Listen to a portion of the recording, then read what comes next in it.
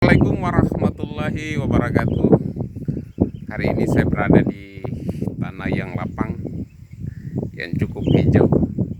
Sepanjang mata memandang kita melihat tanah yang cukup jauh dan masih kurang pembangunan di sini. Di sini sangat tenang ya, sangat tenang sekali dan ada angin sepoi-sepoi. Di sini juga ada banyak ternak, ada ternak sapi. Hari ini saya akan menjelaskan mengenai penelitian ya. Ini yang selalu menjadi pertanyaan bagi kalangan akademisi. Bagaimana sebenarnya hakikat dari penelitian itu dan bagaimana prosedur atau sistematika penelitian itu. Tuhan telah menciptakan akal, dan akal ini bisa kita gunakan untuk mencari tahu kebenaran yang hakiki, yang kita harapkan akan menjadi satu temuan terbaru yang bisa bermanfaat bagi bangsa dan negara. Ada sapi. Oleh karena itu,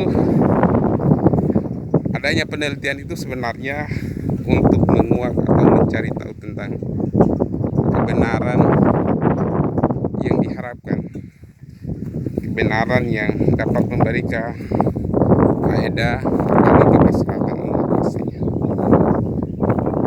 Disinilah hakikat dari sebuah penelitian. Ada banyak jenis penelitian. Penelitian itu kalau kita lihat dari jenisnya ada 3 secara umum. Ada penelitian kualitatif, ada penelitian kuantitatif, dan ada penelitian campuran. Kalau penelitian kualitatif itu adalah mencari tahu sebuah kebenaran berdasarkan pada data-data, informasi dalam berupa wawancara atau pengamatan yang dapat dideskripsikan sesuai dengan fakta kenyataan yang ada. Sedangkan penelitian kuantitatif itu adalah data-data penelitian yang disajikan lewat angka-angka, grafis, atau simbol-simbol yang bisa menemukan satu kebenaran dalam penelitian. Tentu penelitian itu harus ilmiah. Kalau ada penelitian tidak ilmiah berarti bukan penelitian. Karena penelitian harus mendapatkan satu temuan yang objektif. Ya, ada juga yang sifatnya subjektif tapi dengan teknik-teknik yang sudah baku dan sudah dibenarkan oleh para pakar. Ada banyak sistematika yang sering saya dapatkan dalam penelitian. Ada kita lihat dalam penelitian kuantitatif misalnya, itu cukup berbeda dengan penelitian kualitatif. Begitu juga dengan campuran. Kalau campuran itu adalah penggabungan antara penelitian kualitatif dan penelitian kuantitatif. Jadi dalam perkembangannya, penelitian kuantitatif itu punya kelemahan. Salah satu kelemahannya adalah penelitian kuantitatif tidak bisa menjabarkan dengan mendalam fakta-fakta penelitian yang ada, karena dia hanya mengeneralisir saja dan tidak mendalami kebenaran yang ada. Oleh karena itu, dalam penelitian kualitatif hanya bersifat pada informasi dasar yang didapatkan tanpa mendapatkan informasi yang mendalam. Sedangkan penelitian kualitatif itu kelemahannya adalah informasinya sangat terbatas, karena satu informan atau 2 informan atau kurang dari 10 informan dalam penelitian kualitatif itu sudah cukup jikalau informasi yang kita butuhkan itu sesuai dengan apa yang menjadi harapan atau sesuai dengan fakta-fakta yang sebenarnya. Dalam penelitian kualitatif ada istilah namanya informasi yang jenuh atau data yang sifatnya jenuh. Data yang sifatnya jenuh itu adalah data yang dimana sudah berkali-kali mendapatkan kita atau peneliti mendapatkan informasi yang sama, dan itu beberapa tempat dan informan yang ada menyatakan hal yang sama. Jadi itu sehingga dikatakan jenuh. Artinya tidak mendapatkan informasi yang terbaru yang sifatnya dapat memberikan satu kebenaran atau temuan-temuan terbaru yang mengembangkan penelitian itu sendiri. Ya, jadi karena ada kelemahan dalam penelitian kualitatif, yaitu karena keterbatasan jumlah informan, hanya kurang dari 10 mungkin. Ya, itu pun juga harus membutuhkan waktu yang lama. Oleh karena itu hadirlah penelitian campuran atau metode campuran yang memadukan kedua metode ini, yaitu mencari tahu kelebihan atau mengambil kelebihan kualitatif dan mengambil kelebihan kuantitatif. Nah, itu adalah gambaran secara umum. Ada yang dinamakan dengan mix method atau penelitian campuran atau metode campuran. Ada beberapa sistematika yang saya dapatkan yang cukup bisa kita pelajari ya, dalam penelitian.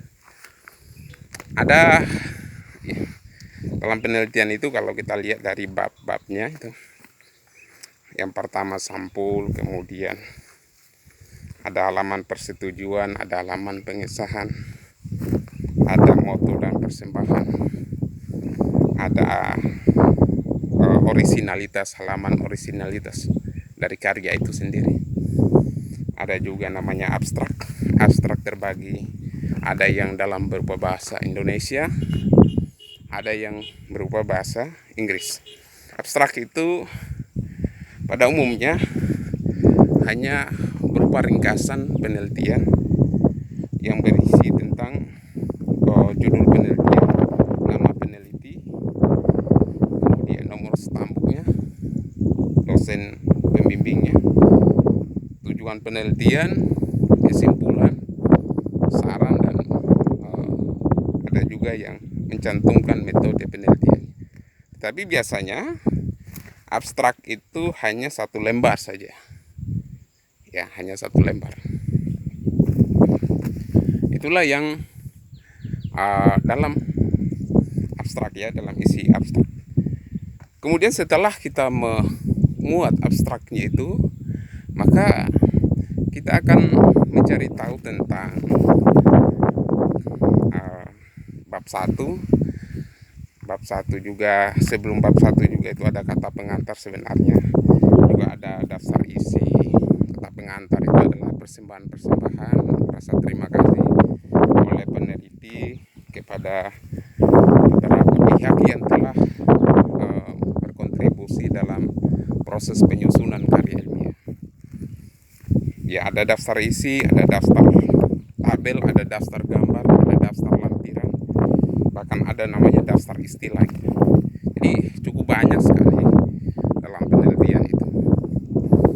Ada juga kalau kita masuk itu dalam penelitian bab 1, ada yang mencantumkan konteks penelitian, ada juga mencantumkan masalah penelitian atau latar belakang penelitian. Sebenarnya itu adalah hal yang dari segi katanya itu memang berbeda, tapi substansinya sama. Dalam bab 1 latar belakang itu biasanya memuat tentang permasalahan. Ada istilah dalam penelitian namanya no research no problem gitu. Atau no problem no research. Tidak ada penelitian, tidak ada masalah. Sebaliknya tidak ada masalah, didasarkan atas masalah yang ada. Kalau tidak ada masalah, ya ngapain kita harus melakukan penelitian. Ada juga yang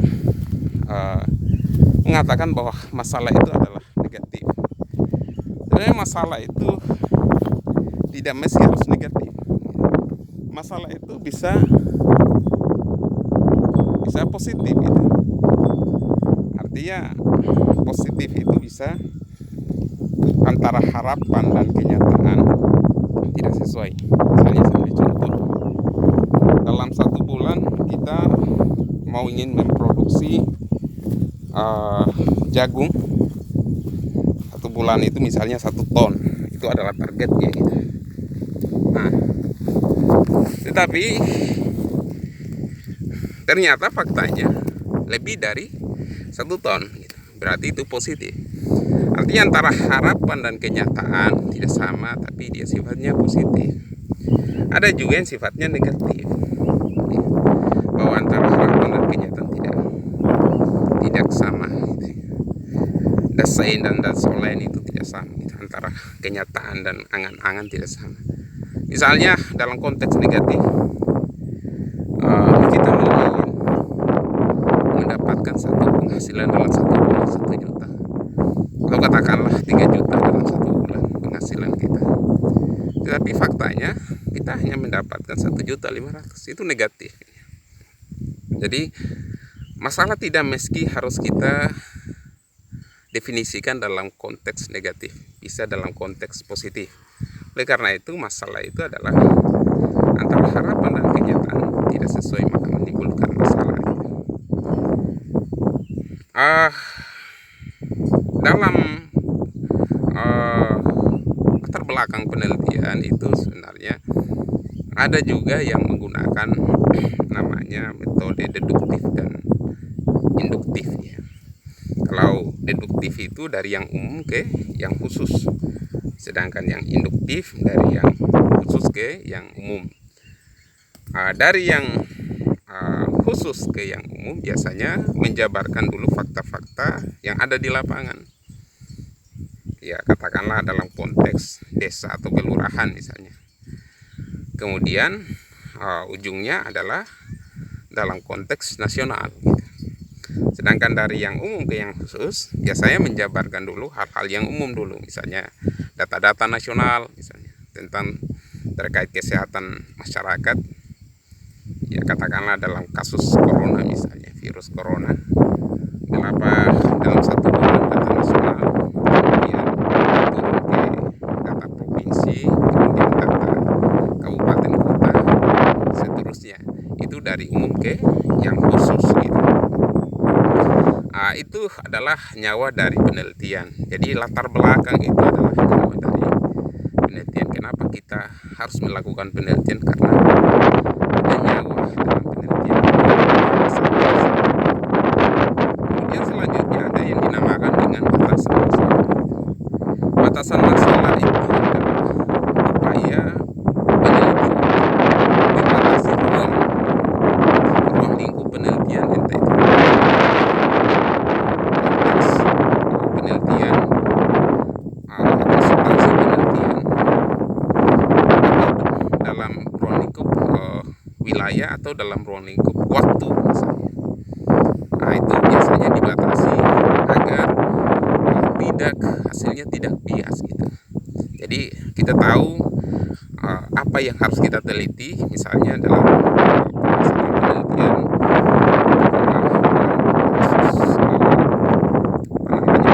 KDRT misalnya. Dalam kasus KDRT misalnya, dalam kita melihat konteksnya KDRT itu seperti apa gitu. Ya, konteksnya KDRT itu adalah kekerasan dalam rumah tangga yang dimana pelakunya itu biasanya adalah identik dengan laki-laki dan korbannya adalah perempuan dan anak itu sendiri, anak-anaknya. Maka yang kita batasi adalah dalam konteks itu, dalam konteks keluarga gitu. Ya, tentu keluarga yang ada dalam satu desa A misalnya. Itu kalau kita berbicara pada tempat, atau dalam kasus misalnya, ya kasus siapa misalnya. Nah, itu kita batasi. Atau dalam waktu misalnya. Ya, tidak selama katakanlah 10 tahun kita melakukan penelitian, mungkin dalam jangka waktu 1 tahun kita melakukan penelitian dengan mengumpulkan data tentang KDRT dalam 1 tahun itu yang ada di desa atau kelurahan atau kota, kabupaten, dan provinsi dan lain sebagainya. Itulah yang harus kita batasi sehingga peneliti bisa melakukan fokus penelitian itu sendiri. Kemudian yang selanjutnya adalah ada yang disebut dengan identifikasi masalah gitu. Identifikasi masalah ini sebenarnya kalau kita lihat ada yang mengartikan bahwa mengidentifikasi masalah itu adalah melakukan pemetaan masalah. Apa bedanya antara latar belakang penelitian dan identifikasi masalah? Latar belakang penelitian itu berisi tentang alur terjadinya atau proses terjadinya sebuah masalah yang tentunya biasanya latar belakang itu dimuat dalam jumlah halaman ya paling tinggi itu 5 atau 6 halaman itu paling tinggi. Jadi biasanya 4 halaman misalnya. Nah, biasanya dalam latar belakang itu berisi tentang proses terjadinya masalah gitu. Tentu dinarasikan dalam konsep yang cukup singkat pastinya. Nanti masuk di identifikasi masalah, baru melakukan pemetaan masalah gitu. Masalah-masalahnya apa? Maka disebutkanlah beberapa masalah itu. Katakanlah kita ambil tadi seperti katakanlah kekerasan dalam rumah tangga, masalahnya apa misalnya? Masalahnya adalah katakanlah KDRT itu terjadi karena disebabkan karena apa? Faktor kemiskinan misalnya, atau lemahnya mentalitas seseorang, atau lemahnya iman dan takwa misalnya, atau kurangnya pendidikan tentang agama Allah, atau adanya miras. Ya biasanya KDRT itu kan pelakunya adalah laki-laki biasanya gitu. Dan ya yang menjadi pemetaan masalah adalah ya kita menggolong-golongkan permasalahan itu berdasarkan pada fakta-fakta yang kita dapatkan. Kemudian masuk pada tadi latar belakang, kemudian batasan masalah, kemudian pada identifikasi masalah. Kita masuk pada rumusan masalah ya. Rumusan masalah ini sebenarnya berisi tentang pertanyaan-pertanyaan yang diajukan yang perlu dijawab dalam fakta-fakta penelitian gitu. Tentu biasanya rumusan masalah ini diambil dari permasalahan yang ada gitu. Kalau katakanlah judul Anda misalnya judul Anda itu adalah tentang bagaimana dampak pandemi COVID-19 terhadap produktivitas hasil ternak misalnya dalam 1 tahun, maka rumusan masalahnya adalah bagaimana dampak gitu. Biasanya dalam berupa pertanyaan bagaimana dampak, kemudian menyebutkan faktor-faktor apa yang mempengaruhi dampak kurangnya produktivitas hasil ternak gitu. Nah, itu biasanya dalam berupa pertanyaan-pertanyaan misalnya. Rumusan masalah itu sebenarnya memang terlahir dari sebuah permasalahan gitu. Jadi saya perlu jelaskan di sini, kebanyakan para peneliti pemula itu terjebak dengan judul. Biasanya mereka mencari judul dulu baru mencari masalah, padahal itu adalah hal yang salah dalam penelitian sebenarnya. Itu fatal. Karena jangan sampai itu menjadi jebakan Batman gitu. Seharusnya cari dulu masalah baru merumuskan judul apa yang pas untuk permasalahan itu gitu. Apakah dia masuk dalam variabel 1 variabel atau 2 variabel atau 3 variabel, tentu berdasarkan pada permasalahan-permasalahan di lapangan gitu. Jangan mencari-cari judul penelitian di internet misalnya, dapat oh ini cocok gitu sesuai dengan penelitian saya, tentu ini menjadi jebakan ya. Nah, kebanyakan orang bingung pada saat turun di lapangan, ternyata judul yang dibuatnya itu tidak ada permasalahan gitu, sehingga dia membuat masalah seakan-akan ada gitu. Nah, ini yang jadi permasalahan. Kalau kita melihat pertanyaan-pertanyaan itu harus dijawab dalam pembahasan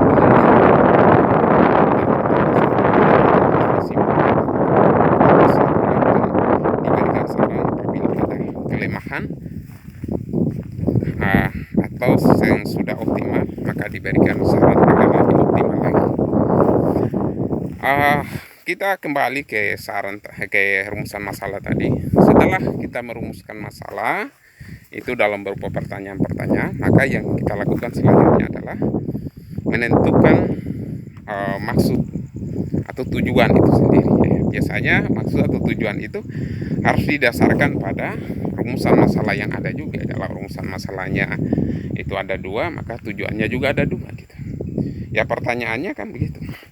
Pertanyaannya kalau katakan bagaimana cara saya mendapatkan ikan, maka tujuannya adalah bukan bagaimana, tapi teknik mendapatkan ikan gitu. Nah, itu yang dijawab dalam tujuan penelitian. Jadi konsistensi dalam penelitian itu sangat penting sekali. Kalau tidak konsisten, maka akan tergambar dari bab 1. Katakanlah pertama tadi kita berbicara mengenai KDRT. Maka rumusan masalahnya tentang KDRT.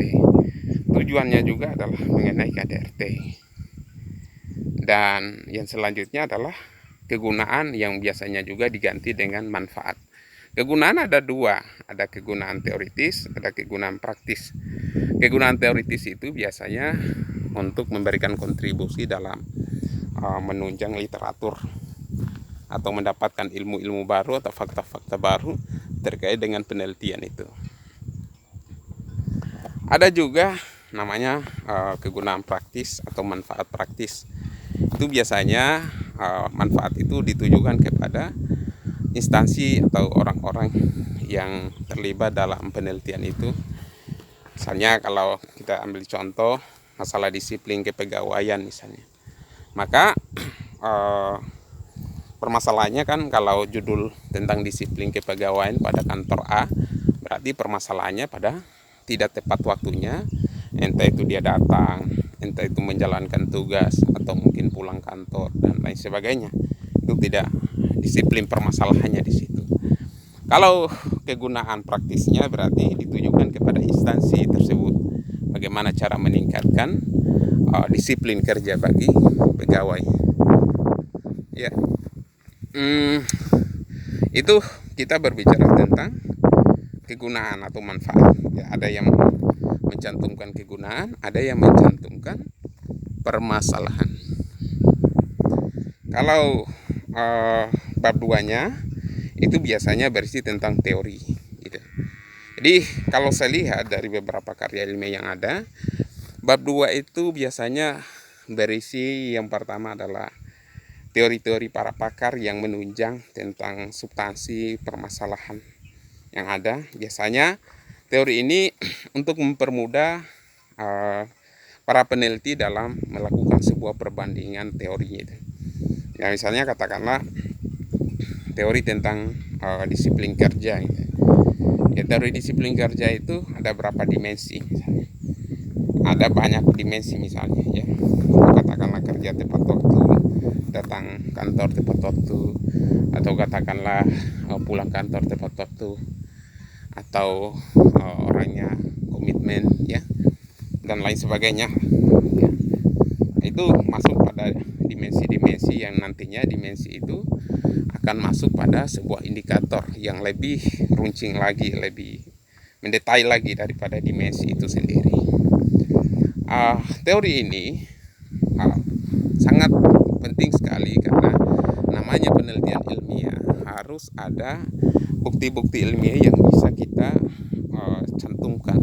Ada teori-teori para pakar yang sudah terbukti kebenarannya, yang mereka bergelut dalam bidang itu sendiri. Nah, itulah yang kita pakai.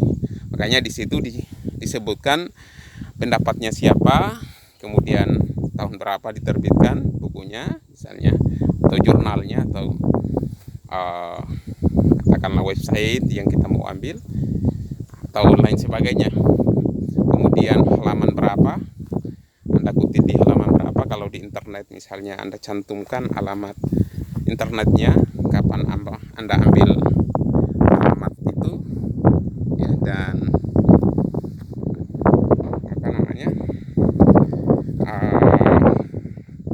mengenai waktu dan sumbernya di mana gitu. Kemudian selanjutnya dalam bab 2 itu biasanya ada namanya tinjauan empiris. Ya, tinjauan empiris ini sebenarnya hasil-hasil penelitian terdahulu. Tapi bukan teori ya. Teori itu sifatnya lebih luas gitu. Kalau penelitian terdahulu biasanya kita mengambil ada skripsi atau katakanlah ada tesis atau disertasi atau jurnal-jurnal ilmiah yang sudah terbukti kebenarannya, kemudian kita jadikan sebagai referensi untuk dijadikan sebagai pembanding dalam penelitian. Jadi ini penting sekali agar kita bisa melihat apa yang membedakan antara penelitian yang kita lakukan dengan penelitian yang sudah dilakukan itu.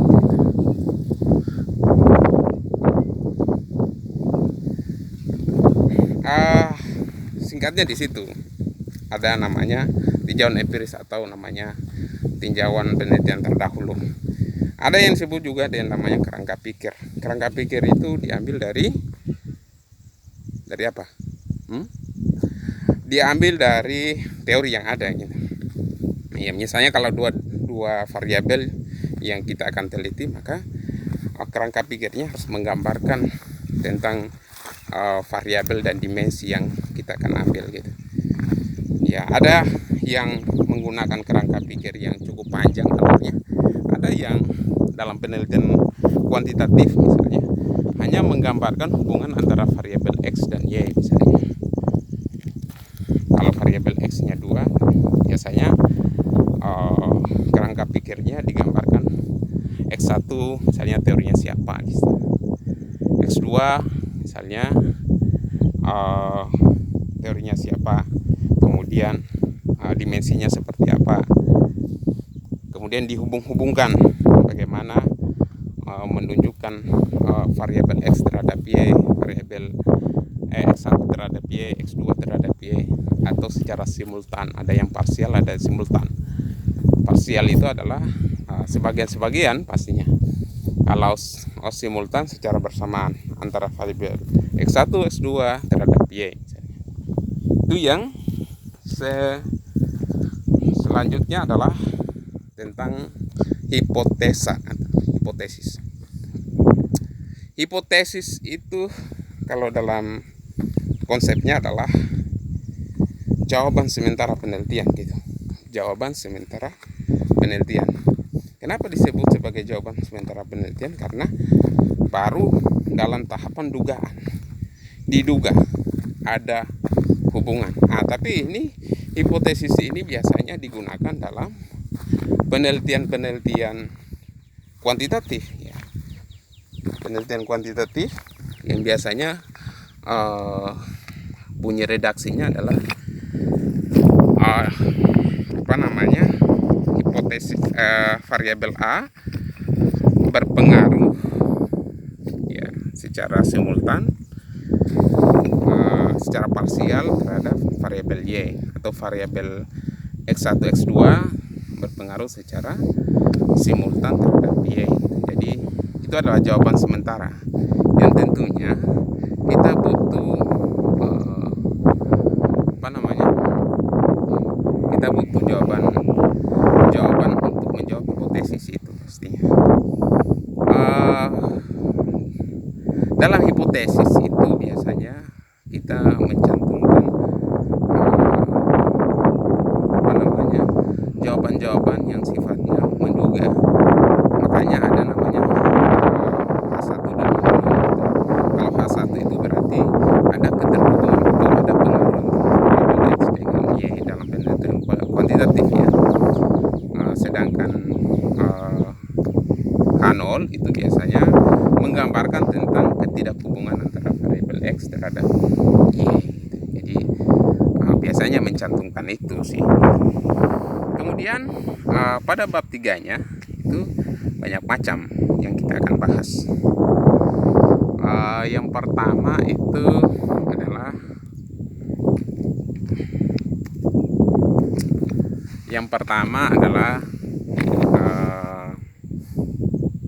jenis penelitian. Nah, itu. Jenis penelitian itu biasanya di situ disebutkan tentang metode jenis apa yang kita gunakan dalam penelitian ini. Kalau katakanlah kualitatif, kuantitatif, metode campuran, ya metode campuran. Gitu. Kalau sudah menyebutkan desainnya, ya desain penelitiannya, maka kita menyebutkan alasan kenapa kita memilih desain ini.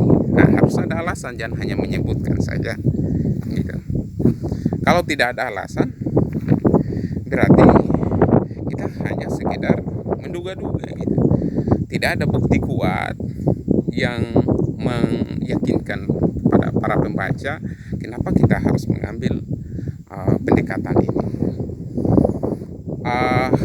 Ada yang membagi, ada yang disebut dengan desain penelitian dan pendekatan penelitian, tapi sebenarnya hampir sama sih gitu ya.